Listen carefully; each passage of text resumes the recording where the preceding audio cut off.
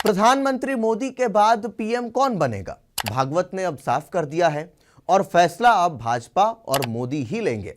अमित शाह, योगी भी दौड़ में शामिल हैं। इसी बीच फडणवीस का भी बड़ा बयान आ गया। अब जरा समझिए कि भारतीय राजनीति के सबसे हॉट मुद्दों में से एक, प्रधानमंत्री नरेंद्र मोदी के उत्तराधिकारी कौन होंगे, यह सवाल हमेशा से जोर शोर से उठता रहा है, खासकर तब जब मोदी जी 75 साल के हो चुके हैं और कुछ कथित बयानों में उन्हें संन्यास की ओर बढ़ते दिखाया जा रहा है। लेकिन राष्ट्रीय स्वयंसेवक संघ यानी आरएसएस प्रमुख मोहन भागवत ने 9 दिसंबर 2025 को चेन्नई में आयोजित संघ के शताब्दी वर्ष समारोह के दौरान इस बहस पर पूर्ण विराम लगा दिया। उन्होंने स्पष्ट शब्दों में कहा कि अगला प्रधानमंत्री कौन होगा, इसका फैसला पूरी तरह भारतीय जनता पार्टी और स्वयं नरेंद्र मोदी जी आपसी चर्चा के बाद लेंगे। संघ का इसमें कोई हस्तक्षेप नहीं होगा। इस बयान ने सियासी हलकों में हलचल मचा दी है। वहीं अमित शाह और योगी आदित्यनाथ के नामों की चर्चा तेज हो गई है। इसी बीच महाराष्ट्र के मुख्यमंत्री देवेंद्र फडणवीस का एक बड़ा बयान सामने आया, जिसने उत्तराधिकार की दौड़ में नया मोड़ ला दिया। मोहन भागवत का यह बयान चेन्नई के एक कार्यक्रम के दौरान आया, जहां वे संघ के 100 वर्ष पूर्ण होने पर समारोह में मुख्य अतिथि थे। तमिलनाडु की राजधानी में दक्षिण भारतीय वेशभूषा वेष्टी धारण कर पहुंचे भागवत ने राष्ट्रवादी भावना और सांस्कृतिक एकता पर जोर दिया। लेकिन जब कार्यकर्ताओं ने सीधे सवाल दागा, पीएम मोदी के बाद देश की कमान कौन संभालेगा, तो उन्होंने सहज मुस्कान के साथ जवाब दिया, यह सवाल मेरे दायरे से बाहर है। भाजपा और मोदी जी खुद चर्चा करेंगे और फैसला लेंगे। हम तो सिर्फ शुभकामनाएं दे सकते हैं। यह जवाब न सिर्फ संघ की निष्पक्षता दर्शाता है, बल्कि भाजपा को आंतरिक लोकतंत्र की छूट भी देता है।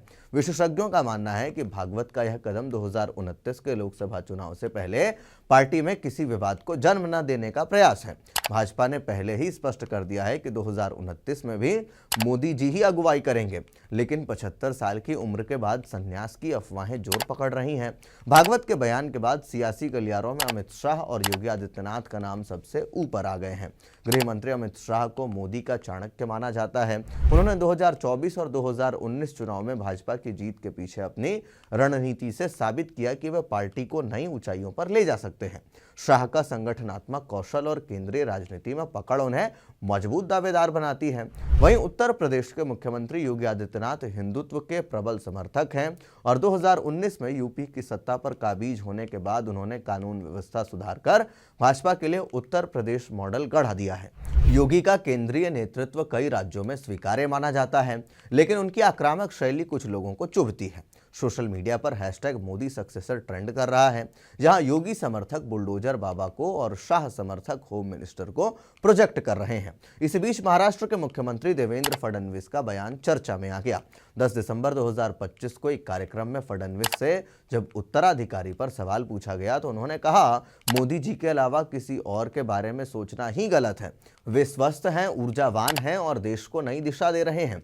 उत्तराधिकार की बात अभी समय से पहले है। फडणवीस का यह बयान मोदी लॉयलिस्ट की भूमिका निभाता दिखता है, लेकिन राजनीतिक विश्लेषकों का कहना है कि यह खुद को दौड़ में बनाए रखने का भी संकेत हो सकता है। फडणवीस ने 2014 से 19 में महाराष्ट्र की सत्ता संभाली और अब फिर से सीएम बनकर यह साबित किया कि वे संकटों में पार्टी को संभाल सकते हैं। उनका नाम उत्तराधिकार की दौड़ में कम चर्चित है, लेकिन पश्चिम भारत में उनकी मजबूत पकड़ उन्हें कांटे का दावेदार बना सकती है। विपक्ष ने इस बहस को भुनाने की कोशिश की। कांग्रेस नेता राहुल गांधी ने ट्वीट कर कहा, भाजपा में उत्तराधिकार की जंग शुरू हो गई। जनता को भ्रमित करने के बजाय विकास पर फोकस करें। वही समाजवादी पार्टी के अखिलेश यादव ने योगी पर निशाना साधा। उत्तर प्रदेश का सीएम बनना आसान है, लेकिन देश चलाना मुश्किल। भाजपा ने पलटवार किया, मोदी जी के नेतृत्व में ही भारत विश्व गुरु बनेगा, बाकी अफवाहें हैं। यह बहस 2029 चुनाव को और रोचक बना रही है। भागवत का बयान संघ भाजपा के रिश्ते को मजबूत रखते हुए पार्टी को फैसला लेने की आज़ादी देता है, लेकिन सवाल वही है, क्या मोदी जी वाकई संन्यास लेंगे या उनकी विरासत को मजबूत करने का खेल चल रहा है।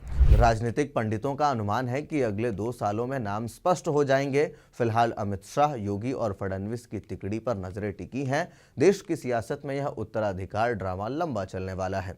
तो वैसे में प्रधानमंत्री मोदी के बाद कौन होगा, इसको लेकर के चर्चा जोर पकड़ रही है। मगर इसी बीच लगातार बीजेपी जो है वो एक बात को प्रमुखता से रख रही है कि प्रधानमंत्री मोदी अभी स्वस्थ हैं और वे अगली बार भी यानी 2029 के चुनाव में भी पीएम के लिए खड़े रहेंगे। तो आप इस विषय को लेकर के क्या कुछ सोचते हैं कमेंट बॉक्स में अपनी राय जरूर दें। तब तक के लिए दीजिए इजाजत। धन्यवाद।